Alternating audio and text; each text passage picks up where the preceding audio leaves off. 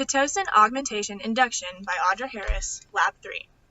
Most of us have heard the term induced or understand what it does. However, the action of how it actually happens is something that is an entirely different story. Oxytocin is what stimulates the birth, and Pitocin is a synthetic version of this hormone. So the release of Pitocin starts labor, just as oxytocin would. There are some key differences between them though, being that there are risk factors for the mom and the baby when there is an induction of labor, such as increased risk of bleeding, rupture of the uterus, fetal distress, a drop in heart rate, an increased risk of jaundice, and possible fetal death.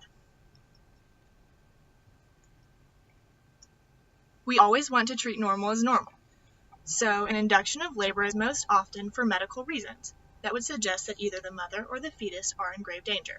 It is not something that you can just choose because you are no longer want to be pregnant. Mothers should be aware of the risk, along with the fact that labor itself can stretch out over a much longer length of time in comparison to natural birth, sometimes lasting for up to 2 days. And that the contractions themselves are said to be much stronger and much more painful in comparison as well. As the nurse, you are responsible for the evaluation of the IV site throughout the induction, and to raise the levels as needed, or to turn them down if the contractions become too strong or unbearable. Another good thing about Pitocin is that sometimes it can be used as a natural kickstart to start labor itself.